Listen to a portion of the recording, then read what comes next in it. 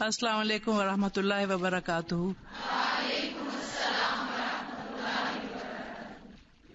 اعوذ باللہ من الشیطان الرجیم، بسم اللہ الرحمن الرحیم۔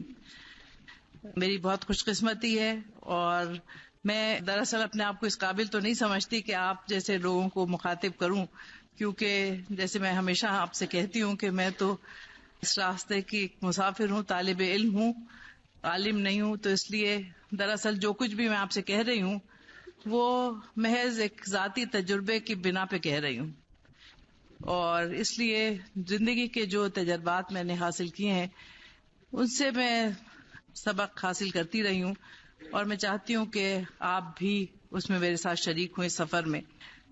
دراصل جو سب سے زیادہ آج کل جس چیز نے ہم سب کو بہت پریشان کر رکھا ہے وہ یہ ہے کہ ہمارے ازدواجی تعلقات آج کل کچھ ٹھیک نہیں ہیں، اور رسول اکرم صلی اللہ علیہ وسلم کی ایک حدیث کے حوالے سے میں اس چیز کو بہت اہمیت دیتی ہوں کہ ہمارے یہ تعلقات اگر خوشگوار نہیں ہوں گے تو ہمارا معاشرہ کبھی بھی ایک اچھا معاشرہ نہیں بن سکتا، اور ہم کبھی بھی اللہ تعالیٰ کے دین کے اوپر جیسے ہمیں عمل کرنا چاہیے نہیں کر سکتے، کیونکہ حضور نے فرمایا کہ شیطان روز اپنے شاگردوں سے پوچھتا ہے کہ انہوں نے کیا کیا کچھ کیا، اور وہ آ کے اس کو اپنی روزانہ کی کارروائی بتاتے ہیں کہ ہم نے یہ کیا یہ کیا، اور پھر جب ایک شخص آ کے کہتا ہے کہ میں نے ایک شوہر اور بیوی میں جدائی ڈال دی تو اس کو اٹھ کے گلے لگا لیتا ہے اور کہتا ہے کہ آج تم نے ابن آدم کی بے خونی کر دی۔ تو دراصل ہم ان رشتوں کو اور ان کی اہمیت کو نہیں سمجھتے، اور اسی وجہ سے آج آپ دیکھیے کہ وہ چیز جو مجھے بھی اپنی بچپن میں اور اب جوانی میں کبھی سننے میں نہیں آئی تھی، طلاق یہ لفظ ہی ہم نے نہیں سنا تھا، اور اس کو اتنا معیوب سمجھا جاتا تھا، اتنا برا سمجھا جاتا تھا کہ کوئی بھی اس کا تصور ہی نہیں کر سکتا تھا، کیونکہ جب ایک عورت اور مرد کا نکاح ہوتا ہے تو جیسے اللہ تعالیٰ نے اس رشتے کو اتنی خوبصورتی سے کہا ہے کہ وہ تمہارا لباس ہے اور تم ان کا لباس، اور جب انسان اپنے آپ کو بے لباس کرتا ہے اور برہنہ ہو جاتا ہے تو پھر معاشرے میں سے بھی شرم و حیا اور حجاب اٹھ جاتا ہے۔ یہ ایسا رشتہ ہے جو کہ خوابگاہوں تک ہی محدود رہنا چاہیے، اس میں اگر آپس میں کوئی رنجش ہو، کوئی بات ہو تو خوابگاہ سے باہر نہیں نکلنی چاہیے، کیونکہ آپ ایک دوسرے کا لباس ہیں، جیسے آپ بے لباس باہر نہیں نکل آتے، اسی طرح سے اس رشتے میں جو بھی اونچ نیچ ہوتی ہے وہ آپس میں بیٹھ کے طے کر لینی چاہیے، باہر نہیں نکلنی چاہیے۔ اب یہ رشتہ جو دو انسانوں میں بنتا ہے یہ محض دو انسانوں کا رشتہ نہیں ہوتا، بلکہ یہ رشتہ اللہ تعالیٰ نے اس کو ایسا مضبوط کیا ہے کہ جن دو لوگوں میں یہ رشتہ بنتا ہے یہ صرف ان کے درمیان نہیں ہوتا بلکہ وہ پورا خاندان کا رشتہ ہوتا ہے۔ جب لڑکی بیاہ کے اپنی سسرال جاتی ہے تو اس کا خسر اس کا باپ بن جاتا ہے، اس کا شوہر اگر خدا نخواستہ وفات پا جائے تو بھی وہ اپنے خسر سے شادی نہیں کر سکتی، اگر اللہ نہ کرے ان کے تعلقات میں کبھی بگاڑ پیدا ہو جائے اور طلاق کی نوبت آ جائے تو بھی خسر باپ ہی کی جگہ رہتا ہے، کبھی اس سے شادی نہیں کر سکتی، اور وہ اس کی بیٹی ہی کی طرح رہتی ہے ہمیشہ۔ اسی طرح سے ایک داماد بھی کبھی اپنی ساس سے شادی نہیں کر سکتا، وہ ماں ہی کی حیثیت میں رہتی ہے۔ اللہ تعالیٰ نے اس رشتے کو اتنا پکا کیا ہے کہ چاہے یہ دونوں جدا ہو جائیں ایک دوسرے سے کسی صورت میں، موت کی صورت میں یا طلاق کی صورت میں، لیکن رشتہ قائم رہتا ہے، دونوں خاندان کا رشتہ قائم رہتا ہے۔ کیوں اللہ تعالیٰ نے اس رشتے کو اتنا مضبوط بنایا ہے؟ کبھی ہم نے سوچا ہے اس کو؟ آپ ذرا غور کیجئے کیوں بنایا ہے؟ کسی نے کبھی سوچا ہے اس کے متعلق؟ اس لیے کہ اللہ تعالیٰ نہیں چاہتا کہ وہ بچے دادا اور دادی اور نانا اور نانی کی شفقت سے محروم ہوں، کیونکہ یہ ایک اتنا بڑا گھنا سایہ ہوتا ہے، اگر بچے سے محروم ہو جائیں تو ان کی تربیت وہ نہیں ہو سکتی جو کہ اللہ تعالیٰ چاہتا ہے کہ ان کی تربیت ہو، کیونکہ یہ ماں باپ ان کے پاس نہ تو اتنا وقت ہوتا ہے اور نہ ہی ان میں اتنا تحمل ہوتا ہے کہ وہ بچوں کی ہر چیز دیکھ سکیں اور ان کو پیار اور محبت سے سمجھا سکیں۔ یہ نانا نانی اور دادا دادی ہی ہوتے ہیں جو بچے کی ہر چیز پہ نظر رکھتے ہیں، شفقت کے ساتھ، محبت کے ساتھ ان کی ہر کمی اور کوتاہی کو پورا کرتے ہیں، اور ان میں اتنا صبر اور تحمل ہو جاتا ہے عمر کے ساتھ ساتھ، اور اتنا تجربہ ہو جاتا ہے کہ وہ ہر قسم کے حالات سے واقف ہوتے ہیں، اس لیے ہر قدم پہ وہ ان چھوٹے نونہالوں کی دیکھ بھال کر سکتے ہیں اور ان کو صحیح راستہ دکھا سکتے ہیں۔ کیونکہ ہم عام طور پہ آپ دیکھیے کہ ماؤں کا طریقہ یہ ہوتا ہے کہ ڈانٹ ڈپٹ، مار پیٹ، اور اس سے بچے بدک جاتے ہیں. لیکن اگر ان بچوں کو پیار سے، محبت سے، طرح طرح سے کہانیوں سے، لوگوں کے حوالے سے سمجھایا جائے، جیسے کہ اللہ تعالیٰ نے آپ کو سمجھایا ہے.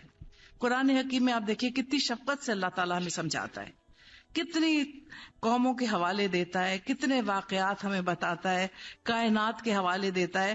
کیوں ایسا کرتا ہے؟ ایک ہی دم سارے احکامات کیوں نہیں آ گئے تھے؟ قریش یہ تو اعتراض کرتے تھے کہ قرآن ایک دفعہ کیوں نہیں نازل کر دیا گیا. لیکن وہ تو غفور الرحیم ہے، وہ تو اپنے بندوں پہ 70 ماہوں سے زیادہ مہربان ہے. وہ جانتا ہے یہ بندے ایک دم نہیں سمجھ سکتے، انہیں آہستہ آہستہ سمجھانا ہوتا ہے.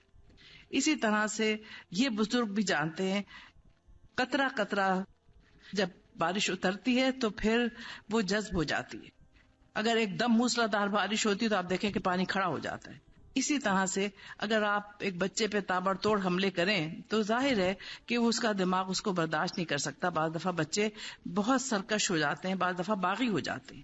اس لیے اللہ تعالیٰ نے یہ اتنا خوبصورت رشتہ بنایا ہے، اور اسی لیے اس رشتے کو اتنا پکا بنایا ہے کہ کبھی بھی یہ رشتہ ختم نہیں ہوتا. اب ہمارے یہاں کیا ہوتا ہے کہ ہم نے کیونکہ ایک ایسے معاشرے میں اور ایسے ماحول میں آنکھ کھولی جہاں پر ایک عرصے تک غیر مذہب کے لوگوں کے صحبت کی وجہ سے ہمارے بہت سے خیالات بھی انہی کی طرح سے ہو گئے. ہم میں اور ان میں ایک بہت بڑا بنیادی فرق ہے. اللہ تعالیٰ نے انسان کو اپنا نائب بنایا ہے، اور اس نیابت کے لیے اللہ تعالیٰ نے اسے منتخب کیا ہے، اور اس میں پھر اس نے عورت اور مرد ان دو کے درمیان ایک رشتہ قائم کیا ہے، اور اسی کی بنیاد پہ پھر خاندان وجود میں آتا. اسی لیے اگر آپ دیکھیے تو قرآن حکیم میں اللہ تعالیٰ نے اپنے اور رسول اکرم صلی اللہ علیہ وسلم کے بعد جن کی سب سے زیادہ عزت اور تعظیم کا ہمیں حکم دیا ہے وہ والدین ہیں. کیونکہ والدین ہی اللہ اور اللہ کے رسول کے بعد وہ مخلص لوگ ہیں جنہیں اپنی اولاد سے کسی قسم کی کوئی غرض نہیں ہوتی. وہ ہر وقت ان کی خوشی کو اپنی خوشی سمجھتے ہیں، ان کی ہر اچھائی کو وہ خوشی کی نگاہ سے دیکھتے ہیں، ان کی ہر تکلیف ان سے بھی زیادہ تکلیف دیتی ہے جو بچوں کو ہو رہی ہے. اس لیے اللہ تعالیٰ نے والدین کی ایک مرکزی حیثیت رکھی ہے. سورہ بنی اسرائیل میں اللہ تعالیٰ نے خاص طور سے ذکر کیا ہے کہ جب یہ والدین ضعیف ہو جائیں، ان میں سے دونوں میں سے ایک یا وہ دونوں تمہارے پاس آ جائیں، تو پھر ان کے سامنے عاجزی کے ساتھ اپنے کاندھے جھکائے رکھو، اف بھی نہ کرو، اور ان کے لیے دعا بھی کرو کہ پروردگار تو ان پہ اسی طرح سے رحم فرما جیسے انہوں نے بچپن میں ہمیں رحمت اور شفقت سے پالا ہے. کیونکہ آپ یہ دیکھیے کہ یہ رحمت اور شفقت جو ماں باپ کرتے ہیں بچوں کے ساتھ، بچوں کو یاد دلائی گئی ہے کہ اب تم جوان ہو، اب تم طاقتور ہو اور یہ کمزور ہے.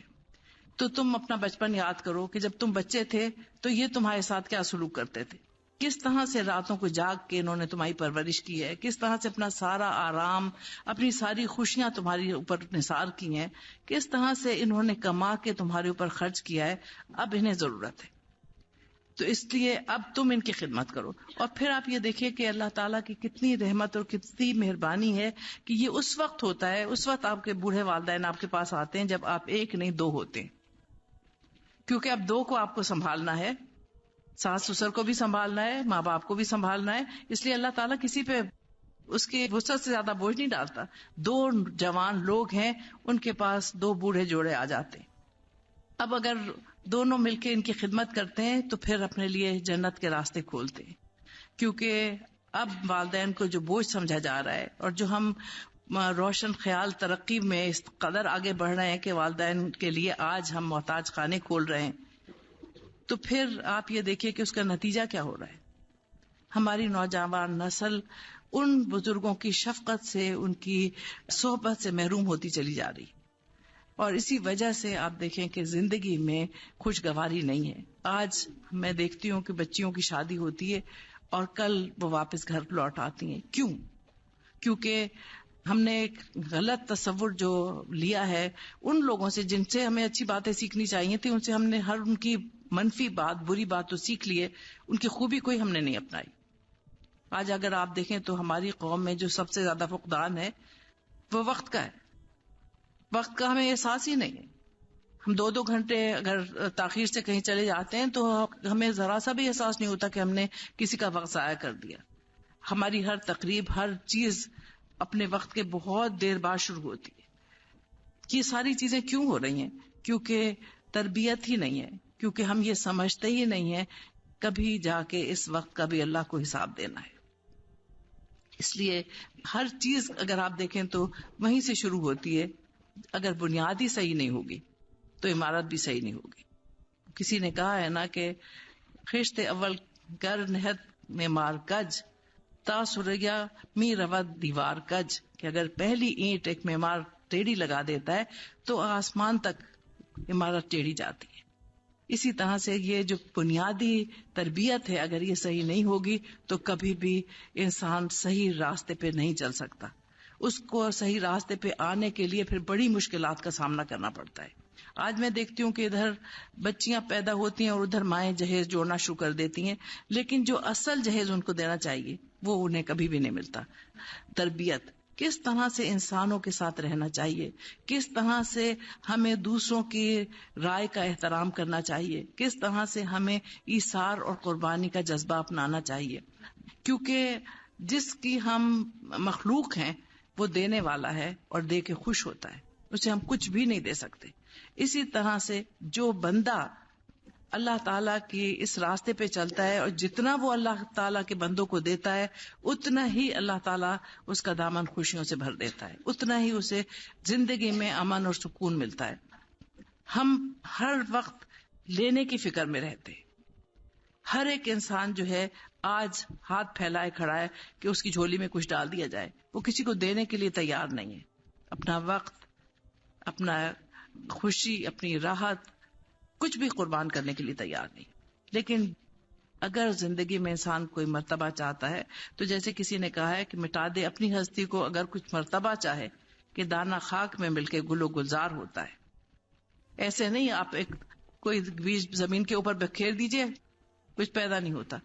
زمین کو کھودنا پڑتا ہے، اس میں نمی پیدا کرنی پڑتی ہے، اس کے بعد ہی وہ پھر اس میں حیات نو پیدا ہوتی ہے. اسی طرح سے ہمیں زندگی میں اگر ہم محنت نہیں کرتے، اگر لوگوں کے دلوں کو گداز نہیں کرتے اپنی محنت سے، محبت سے، تو پھر کبھی بھی محبت نہیں پھوٹ سکتی. اس لیے چاہے کوئی بھی دنیا کا رشتہ ہو، اس میں انسان کو سب سے پہلی چیز جو اپنے ذہن میں رکھنی چاہیے وہ یہ ہے کہ ہم اپنے لیے کیا چاہتے ہیں. اگر ایک دفعہ آپ کو یہ پتہ چل جائے کہ ہم اپنے لیے کیا چاہتے ہیں تو پھر آپ کو احساس ہوگا کہ دوسرے اپنے لیے کیا چاہتے ہیں. اللہ تعالیٰ نے اس بات کو بار بار کہا ہے، سورہ صف میں خاص طور سے کہا ہے، اے لوگوں جو ایمان لائے ہو تم وہ چیزیں کہتے کیوں ہو جو کرتے نہیں ہو، کیونکہ اللہ کے غضب کو سب سے زیادہ بھڑکانے والی چیز یہ ہے کہ تم جو کہتے ہو وہ کرتے نہیں ہو. ہم جو کچھ زبان سے کہتے ہیں، جو اپنے لیے چاہتے ہیں وہ دوسروں کے لیے نہیں چاہتے، اور اسی سے فساد شروع ہو جاتا ہے. اگر ہر مرتبہ جیسے کہ حضور نے فرمایا، اور آپ کی یہ بھی بہت ہی مشہور حدیث ہے کہ آپ نے 3 مرتبہ کہا خدا کی قسم وہ مومن نہیں ہے، خدا کی قسم وہ مومن نہیں ہے. صحابہ کرام گھبرا گئے، انہوں نے پوچھا کون یا رسول اللہ صلی اللہ علیہ وسلم؟ تو فرمایا جو اپنے لیے جو کچھ چاہتا ہے اپنے بھائی کے لیے نہیں چاہتا. کیونکہ ہم اپنے لیے جو چاہتے ہیں اگر وہی ہم دوسروں کے لیے بھی چاہیں اور ہمارے لینے اور دینے کے پیمانے دوہرے نہ ہوں تو پھر کبھی بھی ہمیں زندگی میں کسی قسم کی مشکلات کا سامنا نہ کرنا پڑے. ہم ایک بہت اچھی، بہت کامیاب، بہت خوشگوار زندگی بسر کر سکتے ہیں اگر ہر وقت، ہر کام کرتے وقت ہم یہ سوچیں اگر ہم اس شخص کی جگہ ہوں تو ہم کیا کریں. آپ نے سورہ نور میں واقع افک پڑھا ہے، اس میں اللہ تعالیٰ نے کیا کہا ہے؟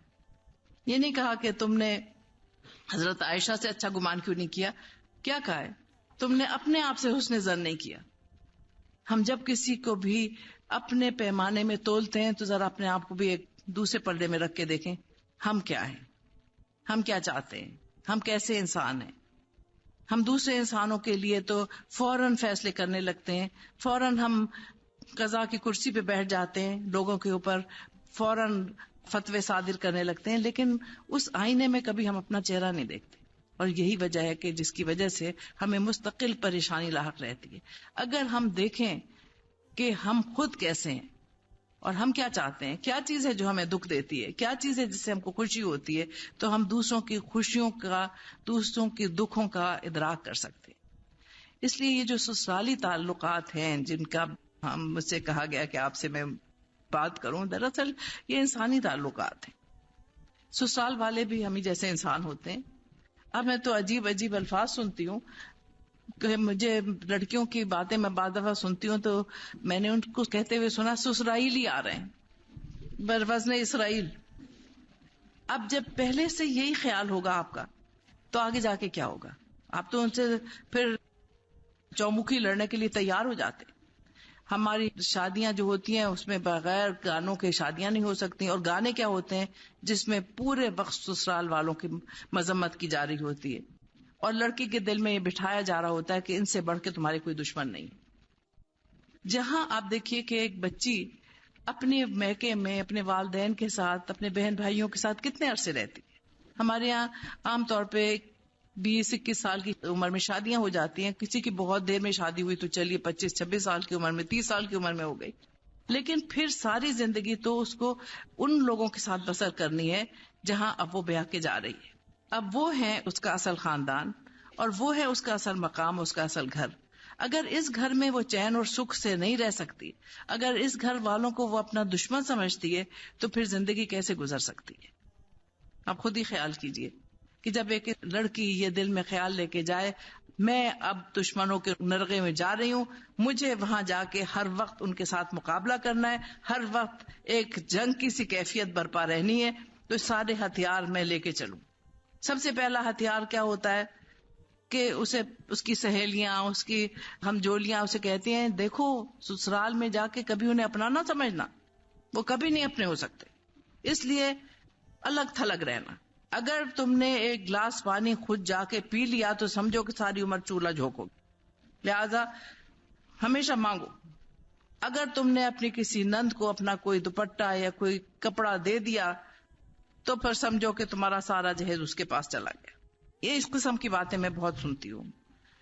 میری کلاس کی بچیاں پوچھ رہی تھی کہ آپ یہ بتائیے کہ آپ کو کیسے پتا چلتا ہے جو باتیں ہم سوچتے ہیں. میں نے کہا اس لیے کہ آپ کی عمر سے میں بھی گزر چکی ہوں اتفاق سے. اور دوسری بات یہ ہے کہ میرا بہت ہمیشہ تعلق رہا ہے اپنے بچوں کے دوستوں سے. میری بیٹی کی جتنی بھی سہیلیاں ہیں وہ جب آتی ہیں گھر میں تو گھستے کے ساتھ سب سے پہلے وہ پوچھتی ہیں کہ تمہاری امی کہاں ہے، ان کے پاس بیٹھنا ہے، کیونکہ ان سے میری دوستی ہے. بچوں کے ساتھ میں ہمیشہ ایک دوستانہ تعلق رکھنے کے قائل ہوں تاکہ پتہ چلے ان کے دماغ میں کیا ہے، کس طرح سے ان کے مسائل ہیں جن کو ہم حل کر سکتے ہیں. اگر ہم ان سے فاصلے رکھیں گے تو کبھی یہ چیز نہیں ہو سکتی. لہذا بچوں کے بچے ان سب سے میری دوستی، اور مجھے پتا ہے کہ آج کیا ہو رہا ہے. اگلے دن ہی مجھ سے لڑکیاں پوچھ رہی تھی کہ جی اگر ہم ٹیلی فون پہ کسی سے بات کر لیں تو کیسا ہے. میں نے کہا بہت اچھا ہے، ضرور بات کریں. بات چیت کے بعد یہ ہوگا کہ کچھ دن کے بعد وہ صاحب آپ سے کہیں گے کہ آپ کی آواز تو بہت اچھی ہے، ذرا اپنی ایک تصویر بھی دے دیجئے. پھر تصویر کے بعد پھر وہ کہیں گے کہیں ملاقات بھی ہو جائے. تو کہیں گے آپ نے یہ کیسے جانا؟ میں نے کہا اس لیے کہ مجھے پتا ہے یہی منازل ہیں جو ہر انسان طے کرتا ہے، اس لیے پہلی منزل پہ ہی ختم کر دو، بات ہی نہ کرو. کمپیوٹر پہ چیٹنگ ہوتی ہے، اس سے آپ دیکھیے کہ کیا کیا مسائل نکل رہے ہیں، کیونکہ ایک نوجوان بچی کو معلوم ہی نہیں کہ اگلی منازل کیا ہیں. اس لیے ہمارا فرض ہے کہ ان کو پہلے سے آگاہ کر دیں. ہم جب ان سے فاصلے رکھتے ہیں تو انہیں کوئی یہ تجربات دینے والا نہیں ہوتا. اس لیے سب سے پہلی چیز تو جو یہاں پر مائیں ہیں، میری درخواست ان سے ہے اپنی بچیوں کے ساتھ فاصلے نہ رکھیں، ان کے ساتھ دوستی کریں. ان سے اتنی دوستی کریں کہ وہ اپنی ہر بات آپ سے بلا تکلف کہہ سکیں. فاصلہ جہاں ہونا چاہیے وہاں اس بات میں ہونا چاہیے کہ وہ آپ کو اتنی تعظیم دیں، اتنی ان کے دل میں آپ کی عزت ہو آپ کے عمل کی وجہ سے کہ وہ سمجھیں کہ جو آپ بات کہتے ہیں وہ حرف آخر ہے. دوستی کا مطلب یہ نہیں ہے کہ وہ آپ کو پھر اپنی پاؤں کی جوتی سمجھے. ایک فاصلہ بھی ہونا چاہیے، ایک قربت بھی ہونی چاہیے. دونوں چیزیں ہیں. جب یہ دونوں کا امتزاج ہوتا ہے تو پھر ایک اچھا نتیجہ نکلتا ہے. جب ہم اپنے بچوں کو ڈرا کے اور دھمکا کے رکھتے ہیں تو اس کا نتیجہ کیا ہوتا ہے کہ بجائے اس کے کہ وہ ہم سے مشورے لیں، وہ اپنے ہی ہم عمر بچوں سے مشورے لیتے ہیں جو ناتجربے کار ہوتے ہیں اور جو ان کو بڑے غلط مشورے دیتے ہیں، اور اس کی وجہ سے بہت سے گھر بگڑتے ہیں. میں ہر روز دیکھتی ہوں کہ گھر بگڑ رہے ہیں، اور اس کا مجھے اتنا دکھ ہوتا ہے کیونکہ کوئی بگاڑ کی وجہ نہیں ہوتی. کئی دفعہ الہدا میں بچیاں آتی ہیں، مائیں آتی ہیں لے کے، 15 دن ہوئے شادی کو واپس نہیں جا رہی ہیں، 1 مہینہ ہوا ہے شادی کو واپس نہیں جا رہی ہیں. میں انہیں کہتی ہوں انہیں چھوڑ جائیں، آپ جائیں. اور جب بات میں کرتی ہوں تو بات کچھ بھی نہیں ہوتی، اور جب انہیں اچھی طرح سے سمجھایا جائے، اونچ نیچ بتائی جائے، تو پھر وہ بچی جاتی ہے اور پھر وہ واپس نہیں آتی. لیکن کسی نے اس کو تو کچھ بتایا ہی نہیں تھا، اس نے جو کچھ سیکھا ہے اپنے نا تجربہ کار دوستوں سے سیکھا ہے، اس وجہ سے زندگی اس کے لیے بڑی مشکل ہو جاتی ہے. آپ دیکھیے کہ جب آپ شادی کے بعد جاتے ہیں تو آپ اپنے شوہر کو سمجھ ہی نہیں سکتے جب تک کہ اس کے ماں باپ کو نہ سمجھے، جب تک کہ اس کے بہن بھائیوں کو نہ سمجھے، کیونکہ اس کی ایک عمر ان کے ساتھ گزری ہے. وہ آپ کے سب سے زیادہ دوست اور ہمدرد ہیں، کیونکہ وہ آپ کو بتائیں گے اس کی عادت کیسی ہے، اس کا مزاج کیسا ہے، کیا باتیں اس کو برہم کرتی ہیں، کن باتوں سے وہ خوش ہوتا ہے، کیا چیز پسند کرتا ہے، کیا چیز ناپسند کرتا ہے. ورنہ تو آپ ہر وقت تجربات ہی کرتی رہیں گی، اور ہر تجربے کے بعد ایک تلخی پیدا ہو جاتی. اس لیے اگر ان سے آپ کے تعلقات اچھے ہوں، ان سے آپ کی محبت اور دوستی کے رشتے ہوں، وہ آپ کو سمجھاتے ہیں. آپ کی ساس آپ کو اگر کسی بات کے لیے سمجھاتی ہیں تو وہ آپ کی سب سے اچھی دوست ہیں، سب سے اچھی ہمدرد ہیں، کیونکہ وہ چاہتی ہیں کہ ان کے بیٹے کا گھر بستا رہے. ہم اگر اس کو ایک منفی انداز میں لے لیتے ہیں کہ یہ کون ہوتی ہیں مجھے بتانے والی، تو پھر اس کے بعد آپ دیکھیے کہ نتائج کبھی بھی اچھے نہیں نکلتے. اس لیے سب سے پہلے ان سے دوستی، ان سے محبت، ان سے ایسا رشتہ تعلق قائم کریں کہ وہ آپ کو بہو نہیں بیٹی سمجھے، اور بیٹیوں ہی کی طرح سے، کیونکہ اب اللہ نے آپ کو بیٹی بنا دیا ہے، وہ آپ کی ماں ہیں. جیسی مائیں آپ کی خیر خواہ ہیں، جیسی مائیں آپ سے محبت کرتی ہیں، ایسی وہ بھی آپ سے محبت کرتی ہیں، وہ آپ کی خیر خواہ ہیں. وہ اگر آپ کو کسی چیز سے منع کرتی ہیں تو آپ کو چاہیے کہ رک جائیں. وہ اپنے بیٹے کی طبیعت کو جانتی ہیں، وہی ہے جو موافقت پیدا کر سکتی ہیں آپ کے ان کے درمیان. خدا نہ خواستہ کوئی اونچ نیچ ہوتی ہے تو آپ کو کہیں باہر جانے کی ضرورت نہیں ہے، آپ سیدھی اپنی ماں کے پاس جائیں، ان سے مشورہ لیں مجھے کیا کرنا چاہیے، اور وہ جو آپ کو مشورہ دیں گی وہ اتنا صائب ہوگا کہ آپ کو پریشانی نہیں ہوگی. اس لیے سب سے پہلی چیز یہ ہے کہ جو رشتہ اللہ نے بنایا اس رشتے کا ہم احترام کرنا سیکھیں، اس رشتے کو سمجھنا سیکھیں، اس رشتے میں جو محبت اور حلاوت ہے وہ ڈالنا سیکھیں، تو پھر اچھے خوشگوار تعلقات پیدا ہوتے ہیں. اس کے بعد جو پھر دوسری آپ کی مددگار ہو سکتی ہیں، وہ اگر آپ خوش قسمت ہیں اور شوہر کی کوئی بہن ہے تو وہ آپ کی سب سے اچھی دوست ہو سکتی ہیں. ان سے دوستی کریں، کیونکہ وہ اپنے بھائی کے متعلق جو آپ کو بتائیں گی وہ آپ کو اور کسی ذریعے سے نہیں معلوم ہو سکتا. یہ آپس میں پل کے جوان ہوئے ہیں، لڑتے بھیڑتے بھی رہے ہیں، خوشیوں کے بھی بہت سے لمحات ان کی زندگی میں آئے ہیں، تکلیفیں بھی ساتھ مل کے سہی ہیں. اس لیے وہ آپ کو بتا سکتی ہیں کہ وہ کس قسم کا انسان ہے اور کیا چاہتا ہے. اس سے دوستی کرنے کے بعد آپ کو کسی دوسرے سے مشورہ کرنے کی ضرورت نہیں ہوتی. وہی آپ کی سب سے زیادہ ہمدرد اور بھائی خواہ ہوتی ہیں، وہی آپ کے لیے اپنے بھائی سے لڑتی ہیں. وہ ذرا سی بھی اونچی بات کرتا ہے تو سارا گھر اس کے خلاف ہو جاتا ہے. ایسا تعلق اگر آپ نے پیدا کر لیا تو کوئی مسئلہ ہی نہیں ہے. سسرال کا کیا مسئلہ ہے؟ کوئی مسئلہ نہیں ہے. میں بھی ڈاکٹر صاحب کو بتا رہی تھی کہ میں اتنے دن سے غیر حاضر ہوں. شام کو میں ہر روز سوچتی تھی کہ میں جاؤں اور کچھ دیر کے لیے مجھے بھی موقع ملے ان کی صحبت سے استفادہ کرنے کا، لیکن میرے پاس میرے دونوں دیور اور ان کی بیوی آئی ہوئی تھی، اور ان کو میں اکیلا چھوڑ کے آ نہیں سکتی تھی، کیونکہ میرا تو اپنا کوئی بھائی نہیں ہے، لیکن مجھے اللہ تعالیٰ نے دو اتنے پیارے بھائی دیے ہیں کہ میں سمجھتی ہوں کہ اگر میرا اپنا بھائی ہوتا تو وہ اس طرح سے میرا خیال نہیں کرتا، کیونکہ ایک چھوٹے سے اشارے پہ وہ دوڑے چلے آتے. چند سال پہلے ہمیں اتفاق ہوا، میرے شوہر کی اینجیوپلاسٹی کے لیے ہم جا رہے تھے، تو میرے بیٹے نے ویسے ہی اپنے چچا کو فون کیا کہ ہم لندن جا رہے ہیں اور ابو کی اینجیوپلاسٹی کے لیے جا رہے ہیں. اس نے کہا کہ کس تاریخ کو پہنچ رہے ہو؟ تو اس نے بتایا ہم فلاں تاریخ پہنچ رہے. اس نے کہا بس تم شام کو پہنچو گے، میں صبح پہنچ جاؤں گا. میں نے فون کر کے کہا بھائی تمہیں کیوں آ رہے ہو، کوئی ایسی بات نہیں. اس نے کہا نہیں آپا میں تو آؤں گا. اور وہ آیا. 15 دن ہم وہاں رہے. 15 دن مجھے نہیں پتا چلا کہ کس نے کھانا پکایا، کس نے گھر صاف کیا، کس نے بستر بنایا. اس نے کہا آپ فکر نہ کریں، میں جو آپ کا بھائی یہاں پر ہوں میں یہ سب کچھ کروں گا. میں اس سے منع کرتی رہی کھانا تو مجھے پکانے دو. اس نے کہا نہیں نہیں بس اب آپ ریٹائر ہو گئے، آپ نہیں کریں. ایسا اچھا رشتہ آپ سوچئے کیسے بنا. کل ہی ہم بات کر رہے تھے، میرا دوسرا دیور آیا ہوا تھا، اس سے ہم بات کر رہے تھے، اور میری بہو جو ہے اس سے بات کر رہے تھے کہ کس طرح سے یہ تعلق بنا. کیونکہ جب میری شادی ہوئی تو یہ میٹرک میں پڑھتا تھا اور بہت سخت شریر تھا. اس کی اکثر حرکتیں یہ ہوتی تھی کہ اپنے دوستوں کے ساتھ چلے گئے، یہ بڑا والا جو دیور تھا اس نے بیچارے نے اپنے کپڑے اس طرح کر کے رکھے میرے کمرے میں. آپا میں تھوڑی دیر کے بعد آ کے یہاں کپڑے بدل کے چلا جاؤں؟ میں نے کہا ہاں. اور انہوں نے مجھ سے کہا آپا میں آپ کے غسل خانے میں تھوڑی دیر کے لیے چلا جاؤں؟ میں نے کہا جاؤ. اور تھوڑی دیر کے بعد اس بیچارے کے اس طرح کیے ہوئے کپڑے پہن کے سب کچھ کر کے اور یہ جناب روانہ ہو گئے موٹر لے کے. اس کو کہیں اپنی کسی سرکاری پارٹی میں جانا تھا. وہ آیا کہا آپا میرے کپڑے کہاں ہیں؟ میں نے کہا بھائی تم نے یہیں رکھے تھے, مجھے کیا خبر. تو معلوم ہوا کہ یہ صاحبزادے پہن کے چلے گئے. اب وہ سخت غصے میں نیچے اترے, گاڑی غائب. اس نے کہا اچھا یہ آ تو جائے. خیر بیچارہ چلا گیا بھن بھن کرتا ہوا. کچھ کپڑے اس نے اس طرح کیے, کچھ میں نے اس کے اس طرح کیے. اب معلوم تھا کہ اگر میں آ گیا وقت سے تو میری بڑی شامت آئے گی, کیونکہ ابا بھی خفا ہے, اماں بھی خفا ہے, اور بھائی تو ضرور میری مرمت کرے گا. تو انہوں نے چپکے سے میری کھڑکی پہ پتھر مارا, آپا دروازہ کھول دے. اب سب سو رہے تھے اس وقت, میں نے چپکے سے جا کے دروازہ کھولا. اسے پتا تھا کہ یہ تو بہت دیر میں سوتی ہیں, جاگ رہی ہیں. کچھ نہ کہیے گا, میں یہ سوٹ یہیں لٹکا رہا ہوں. آپ کہیے گا یہیں لٹکا ہوا تھا, تم نے دیکھا ہی نہیں. میں نے کہا اچھا. وہ کیا کہے گا کہ آپا کی آنکھوں میں سرمہ سلیمانی لگا ہوا, ان کو نظر آتا ہے, ان کو ہمیں نہیں نظر آتا. خیر بہرحال صبح یہ ان کے اٹھنے سے پہلے ہی اپنی یونیورسٹی بھاگ گئے, اور 1-2 دن میں معاملہ رفع دفع ہو گیا. لیکن وہ ہر معاملے میں یہ ہوتا تھا, دوستوں کی دعوت کیے, چپکے سے آ کے مجھ سے کہا میری دوستوں کے لیے کھانا پکا دیں. اب دوپہر کو میری جب اماں گئیں باورچی خانے میں, معلوم ہوا ساری پتیلیاں غائب ہیں. بھئی کہاں گئیں؟ پتہ نہیں جی. مجھ سے پوچھا, میں کہا جی مجھے تو اچھی طرح سے نہیں معلوم.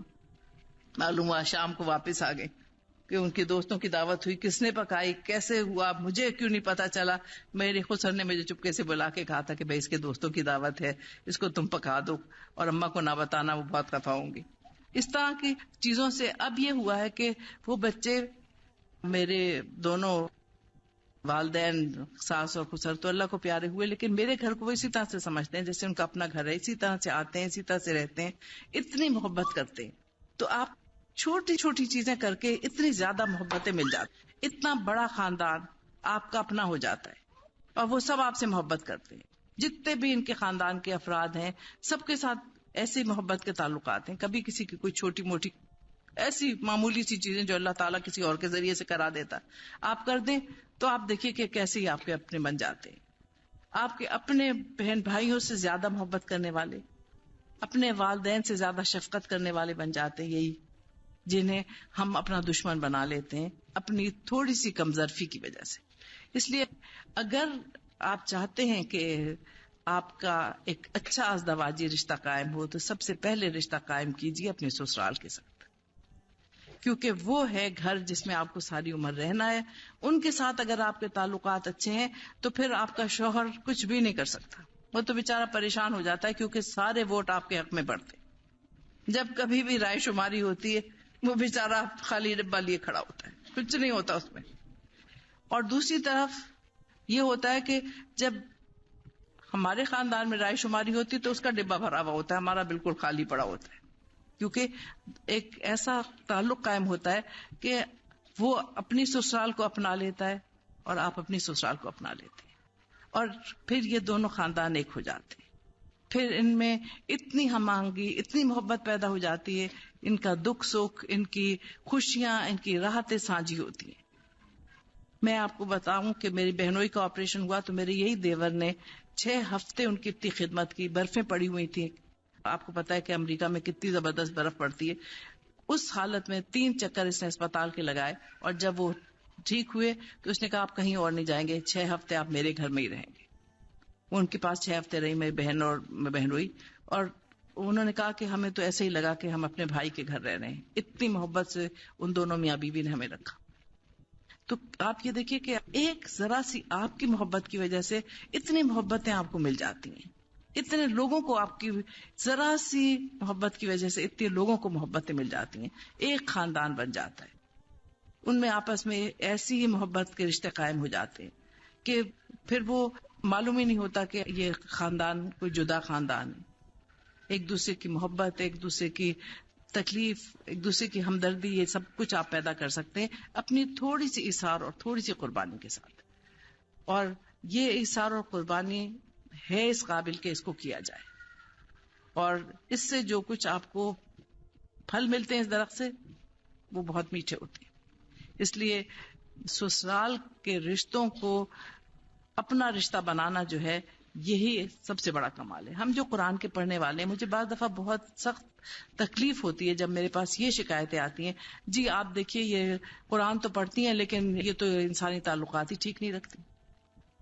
اکثر وہاں سے شوہروں سے شکایتیں آتی ہیں, اکثر سسرال والوں سے شکایتیں آتی ہیں, تو مجھے بہت شرم آتی ہے کہ یہ کیا بات ہے. اصل چیز تو یہ ہے کہ آپ کے جو قریب ترین لوگوں سب سے پہلے وہ آپ کی گواہی دیں, وہ کہیں کہ ہاں یہ جو لڑکی قرآن پڑھتی ہے یہ سب سے بہترین ساتھی, سب سے بہترین بیٹی ہے, سب سے بہترین بہو ہے. آپ کو پتا ہے کہ پھر وہ آپ کو نہیں کچھ کہتے, پھر وہ قرآن کو کہتے ہیں, پھر الہدا کو کہتے ہیں. ہمیں سننا یہ پڑتا ہے جی آپ کی الہدا کی لڑکیاں یہ کرتی ہیں. مجھے بہت دکھ ہوتا ہے, بھائی نہیں, الہدا نے یہ تو نہیں سکھا رہا بھائی, ہم تو یہی سکھا رہے ہیں کہ کوشش کریں کہ اچھے انسان بنیں, اچھے تعلقات قائم کریں. آپ مبلغ ہیں, یہ ایک خاموش تبلیغ ہے آپ کا لوگوں کے ساتھ عمل.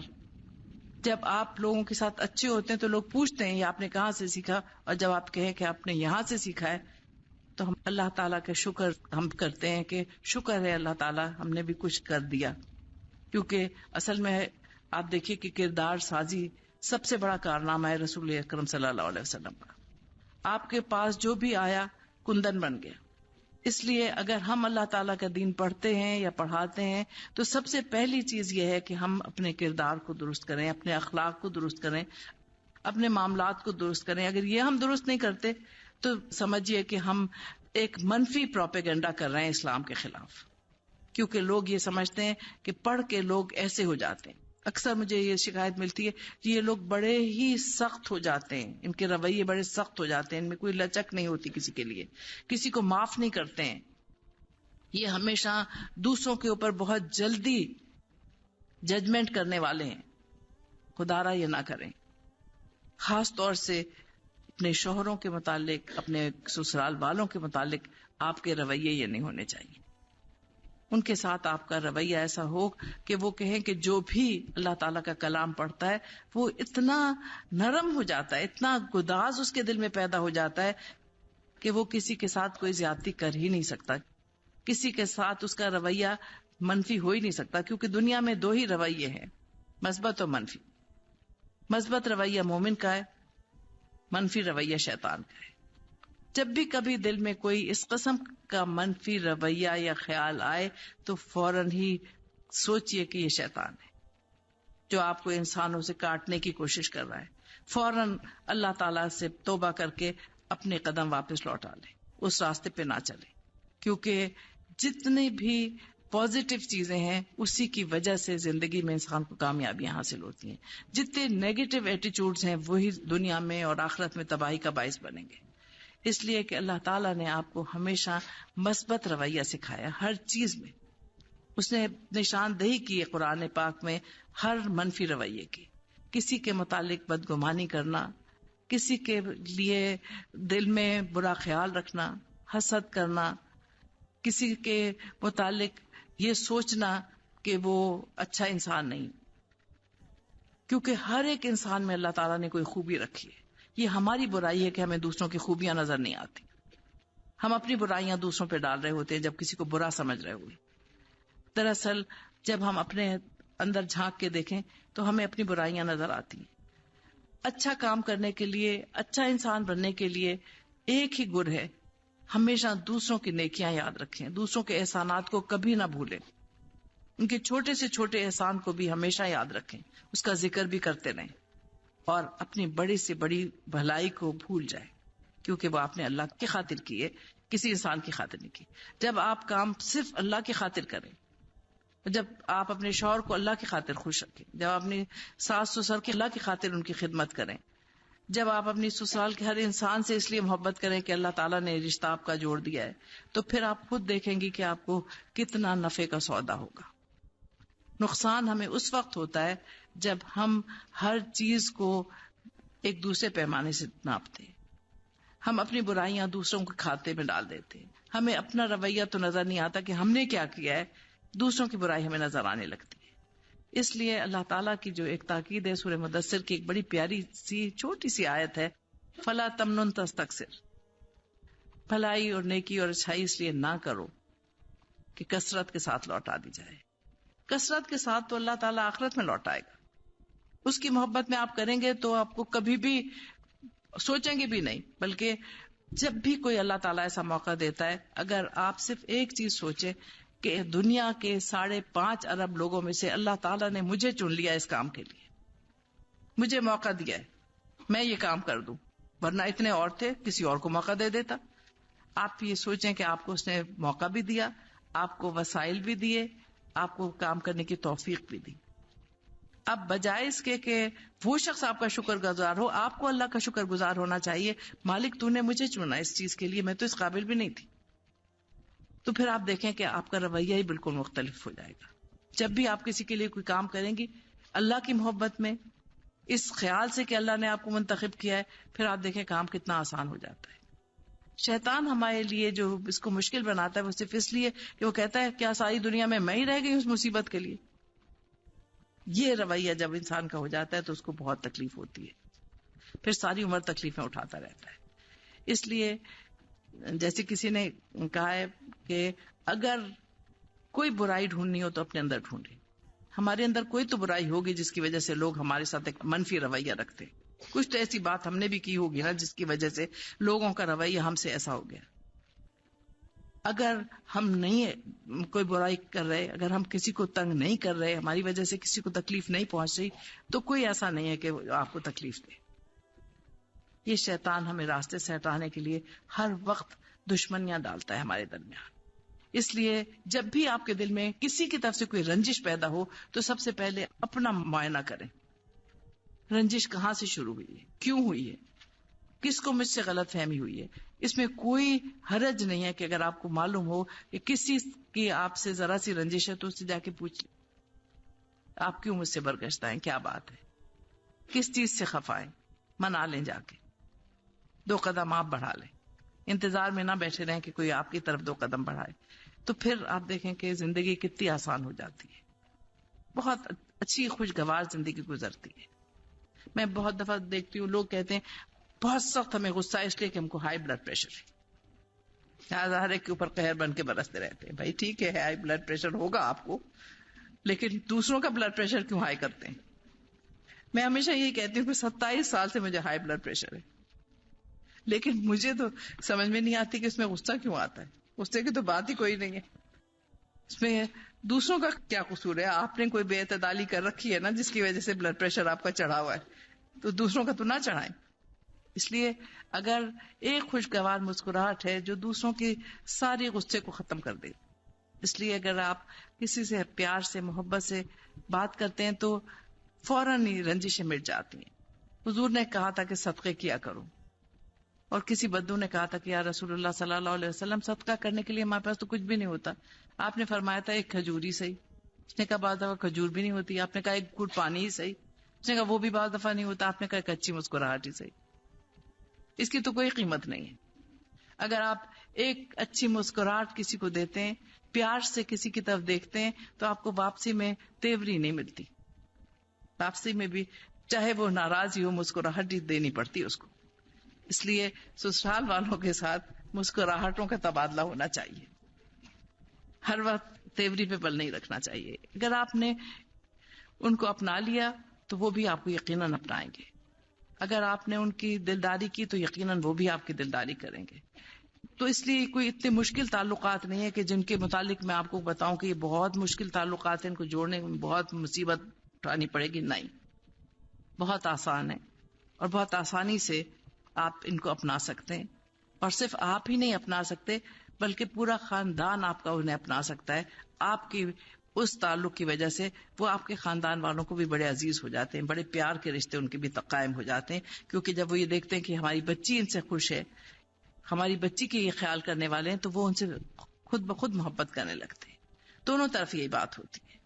تو اس لیے یاد رکھیں جو اللہ تعالیٰ نے ایک بات کہی ہے وہ بھی یاد رکھیں. وَأَمَّا بِنِعْمَتِ رَبِّكَ فَحَدِّثْ، اللہ کی نعمتوں کو بیان بھی کیا کرو. اور اللہ کی نعمت، بہت بڑی نعمت یہ ہے، اللہ تعالیٰ آپ کو اتنے سارے رشتہ دار دے رہا ہے. یہ اس کی بڑی نعمت ہے کہ اب زندگی کے ان مراحل میں جہاں آپ کو بہت سے لوگوں کی ضرورت پڑے گی، بہت سے لوگ آپ کو اللہ تعالیٰ عطا کر دیتا ہے جو آپ سے محبت کرنے والے، آپ کے ساتھ شفقت کرنے والے ہوتے ہیں. اس لیے اس کی نعمتوں کا بیان بھی کیا کیجیے. یہ لوگ جب آپ کے ساتھ کوئی نیکی بھلائی کرتے ہیں تو اس کا لوگوں کے ساتھ چرچا بھی کیا کریں. جب ان تک یہ بات پہنچتی ہے تو وہ خوش ہوتے ہیں کہ ہم نے جس کے ساتھ کوئی نیکی کی، کوئی بھلائی کی، اس نے اس کو پسند کر کے لوگوں میں ہماری اس بھلائی کا چرچا کیا. آپ برائی کا چرچا کریں گے تو برائی ملے گی واپس، کیونکہ آپ دیکھیے کہ یہ دنیا مکافات علم ہے، اس میں ہر عمل کا ایک رد عمل ہوتا ہے. آپ کا عمل اچھا ہوگا، رد عمل اچھا ہوگا. آپ کا عمل غلط ہوگا، رد عمل غلط ہوگا. اس لیے بس اتنی سی معمولی سی بات ہے جس میں چند لفظوں میں یہ رشتہ آپ کی سمجھ میں آ جائے گا. کیسا آپ کا عمل کیسا ہونا چاہیے جس کا آپ کو اچھا رد عمل ملے. دوسروں کی ہمیشہ خوبیاں دیکھتے رہیے. وہ ساس جو آپ کو اتنی پیار سے لے کے جاتی ہے بیاہ کے، تلاش کرتی ہے، پھر آپ کو پسند کرتی ہے. آپ سوچئے اس نے آپ کو پسند ہی کیا ہے نا اپنے بیٹے کے لیے، جبھی تو لے کے جا رہی ہیں. آپ کو ناپسند ہوتی تو ہرگز بھی نہیں وہ لے کے جاتی. تو اس لیے ان کا شکریہ کیجئے کہ ان کی نگاہ انتخاب آپ پہ پڑی. کتنی خوش قسمتی ہے، کسی اور پہ بھی پڑ سکتی تھی. اس لیے سب سے پہلے تو اس بات کا شکریہ کریں. اور پھر یہ کہ وہ آپ کی والدہ، اب جو نئی والدہ ہیں، وہ آپ کی ہر قدم پہ رہنمائی کریں گی. آپ ان سے رہنمائی حاصل کریں، ان کو اپنی والدہ سمجھیں، ان کی بیٹی بن کے رہیں. وہ اگر کسی بات پہ روکتی ٹوکتی ہیں تو وہ آپ کی پیار میں، محبت میں روکتی ٹوکتی ہیں تاکہ کوئی اور آپ کو برا نہ کہے. اس لیے ہر چیز کو اگر آپ ایک مثبت انداز سے سوچیں گی تو کبھی بھی انشاءاللہ کوئی تعلقات میں ناگواری پیدا نہیں ہوگی. اب چند منٹ آپ کے اور میرے پاس ہیں، اگر کوئی سوال پوچھنا چاہے تو ضرور آپ پوچھ سکتے. اصل میں آپ دیکھیے کہ ہوتا یہ ہے کہ ہماری ایک عجیب دوہرے پیمانے ہوتے ہیں. اگر ہم اپنے بھانجے یا بھتیجے سے شادی کرنا چاہتے ہیں اپنی بیٹی کی، بڑی خوش ہوتے، ہائے اپنے گھر میں جا رہی ہے، یہ تو ایک گھنے درخت کے نیچے جا رہی ہے، اس کو تو کوئی تکلیف ہی نہیں. اگر خدا نہ خواستہ آپ کا دیور، جیٹھ یا نند آپ سے رشتہ مانگ لے، آپ کہتے ہیں لو، پہلے ساری عمر میں مصیبت میں پڑی رہی، اب یہ مصیبت میں پڑ جائے. یہی بات ہوتی ہے نا کہ والد کا میرے پاس فون آیا، کہہ لیں کہ دیکھیں بہن، میری بڑی بیٹی جو ہے اس کا رشتہ میری بیوی نے اپنے بھانجے سے کیا، اور اب میری چھوٹی بیٹی کا رشتہ میری بہن مانگ رہی ہے، تو یہ راضی نہیں ہو رہی کچھ. میں نے کہا بھائی میں کیا کروں؟ کہنے لگے کہ آپ کی بات سنتی ہیں. میں نے کہا اگر وہ مجھ سے مشورہ لیں گی تو میں کہوں گی، ورنہ وہ کہیں گی آپ ایک طرف مجھے یہ کہہ رہے ہیں کہ آپ ان سے ذکر بھی نہ کیجیے گا کہ آپ نے مجھ سے بات کی ہے، تو پھر یہ کیسے ہوگا؟ وہ کہیں گے آپ کو کیا الہام ہوا ہے؟ تو کہہ لیں گے نہیں، میں اپنی بیوی سے کہوں گا کہ آپ سے مشورہ کر لیں. میں نے کہا بس ٹھیک ہے. وہ آئی مجھ سے کہنے لگی کہ اس طرح سے یہ بچی کا رشتہ آیا ہوا ہے، میری نند کا ہے. میرے بہت عرصے تک ان سے تعلقات کچھ اتنے خوشگوار نہیں رہے، اب تو شکر ہے کہ بہت اچھے تعلقات ہیں، لیکن شاید وہ رشتہ اس وجہ سے نہ کر رہی ہوں کہ وہ پچھلی جو شکایتیں ہیں اس کا بدلہ اس سے لیا جائے. میں نے کہا دیکھیے میری بہن، ایک قرآن آپ بھی پڑھ رہی ہیں، تو آپ دیکھیے کہ اللہ تعالیٰ نے ہمیں کہا ہے اپنے سے حسن ظن رکھیں. اگر آپ کے ساتھ یہ سب معاملہ ہو تو آپ کیا کریں؟ کیا آپ پچھلے بدلے نکالیں؟ لیکن نہیں. میں نے کہا پھر وہ بھی نہیں نکالیں گے انشاءاللہ تعالیٰ. آپ مجھے بتا دیجئے، لڑکا اگر اچھا ہے ضرور ہاں کر دیجئے. خیر ہم نے معلوم ہوا کہ لڑکا بہت اچھا ہے. میں نے کہا آپ ہاں کر دیجئے. کہنے لگے آپ کر دیجئے. وہ آ رہی ہیں، آپ ہی آ جائیے گا، آپ ہی ہاں کر دیجئے گا، آپ ہی انگوٹھی پہنا دیجئے گا. میں کہا انشاءاللہ. اب وہ مجھ سے یہ کہتی ہیں کہ وہ میرے بھانجے سے زیادہ میرا خیال رکھتا ہے، کیونکہ اس نے یہ کہا کہ میری ماں یہی کہتی ہے کہ مجھے تو امید نہیں تھی کہ تمہاری ممانی تمہیں اپنائیں گی. تو جو چیز امید کے خلاف ہوتی ہے اس سے انسان کو اور زیادہ خوشی ہوتی ہے، اور وہ بہت خوش ہے. اس لیے جب کبھی اس قسم کا کوئی رشتہ آتا ہے تو آپ یہ دیکھیے، سب سے پہلی چیز جو ہے جو ہم نہیں کرتے، جو ہم سب سے آخر میں کرتے ہیں، وہ یہ ہے کہ آپ لڑکے اور لڑکی کی رضامندی سب سے پہلے معلوم کیجئے. بزرگوں کی بعض دفعہ خواہش ہوتی ہے، بچوں کی خواہش نہیں ہوتی، اور اگر بچوں کی خواہش کا احترام نہ کیا جائے تو وہ جو اچھے پہلے خوشگوار رشتے ہیں وہ بھی خراب ہو جاتے ہیں. اس لیے سب سے پہلے آپ بچوں سے مشورہ لیں، آیا وہ رشتے کو پسند کرتے ہیں؟ آپ کو تو شاید پسند ہو، لیکن انہیں ناپسند ہو تو انہیں مجبور نہ کیا جائے. بعض دفعہ والدین بہت زیادہ بچوں پہ اس چیز میں زور ڈالتے ہیں کہ وہ خواہی نہ خواہی اس رشتے کو منظور کر لیں، کیونکہ وہ کہتے ہیں نہیں تو ہمارے تعلقات خراب ہو جائیں گے. یہ بات بہت غلط ہے. میرا بیٹا تھا، میرے والد کی بڑی خواہش تھی کہ میں اپنی بھانجی سے اس کی شادی کروں. میری بھی بہت خواہش تھی، میری بہن کی بھی بہت خواہش تھی، لیکن میں نے کہا پہلے بچوں سے پوچھیں. بیٹا میرا راضی تھا، لیکن میری بھانجی کہنے لگی کہ خالہ ہم ہمیشہ بہن بھائیوں کی طرح کھیلیں، ہمارا تو کوئی بھائی نہیں، آپ مجھے بھائی سے محروم نہ کریں. میں نے کہا بس ختم بات، تمہیں میں بھائی سے محروم نہیں کرتی.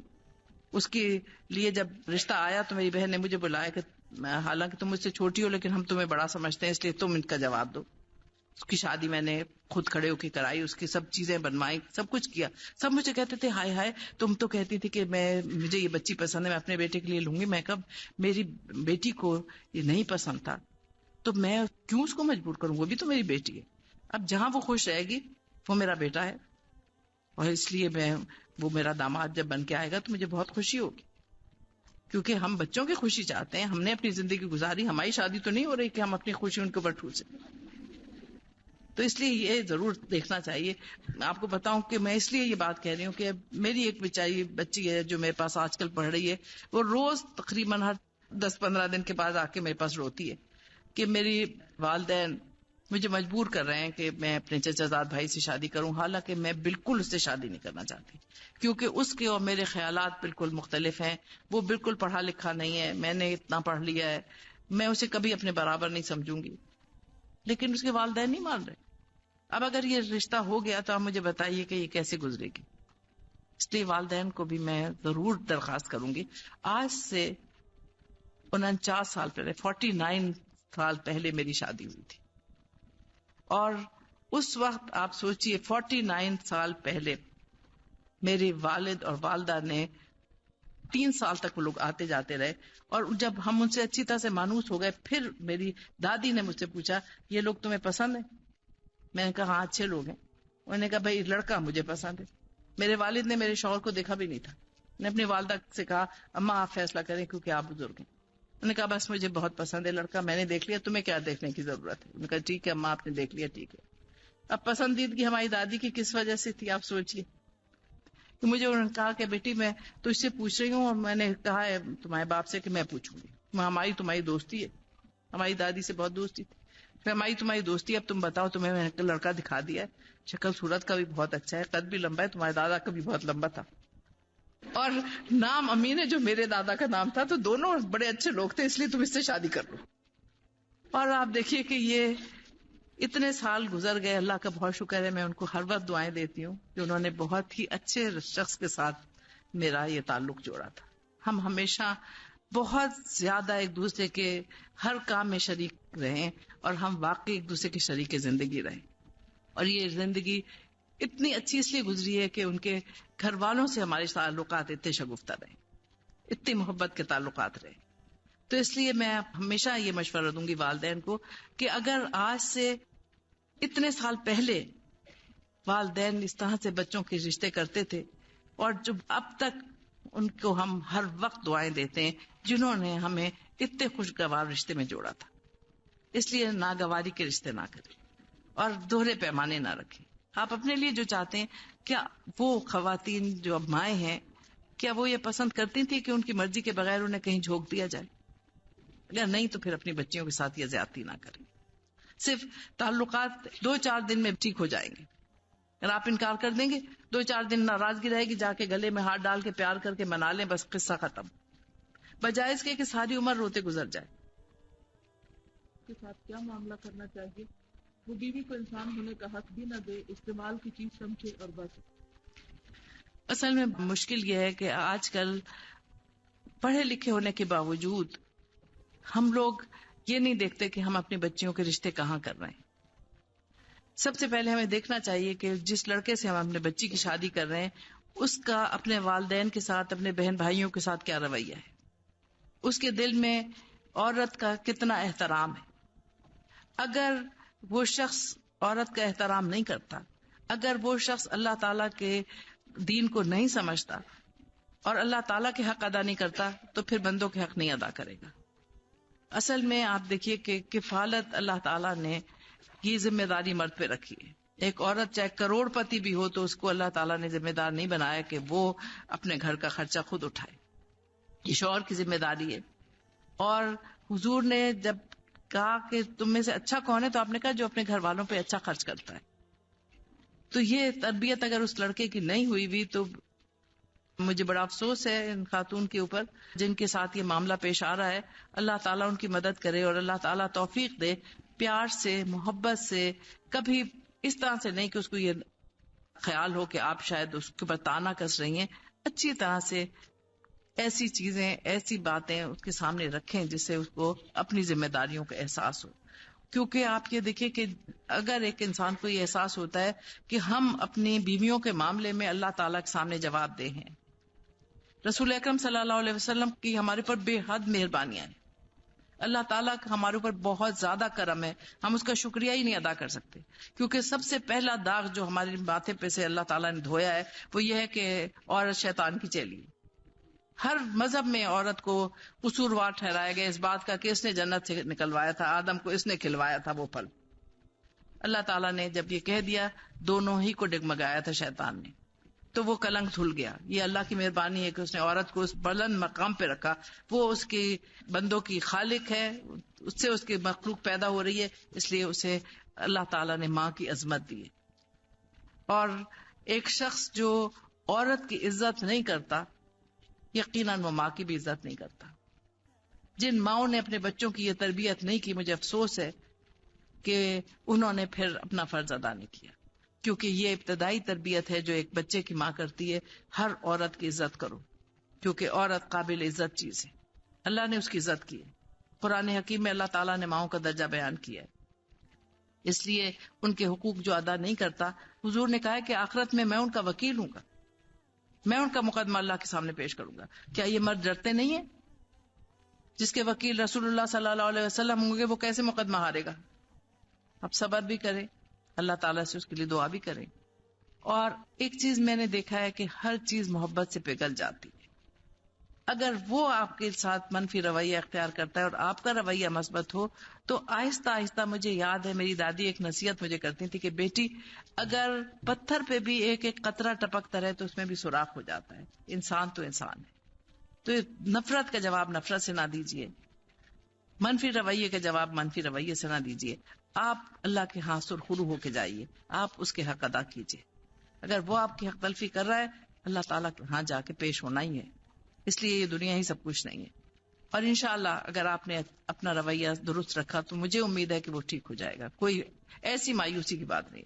بڑے بڑے ایسے لوگوں کو میں نے سنبھلتے دیکھا ہے صرف ایک عورت کی محنت اور محبت سے.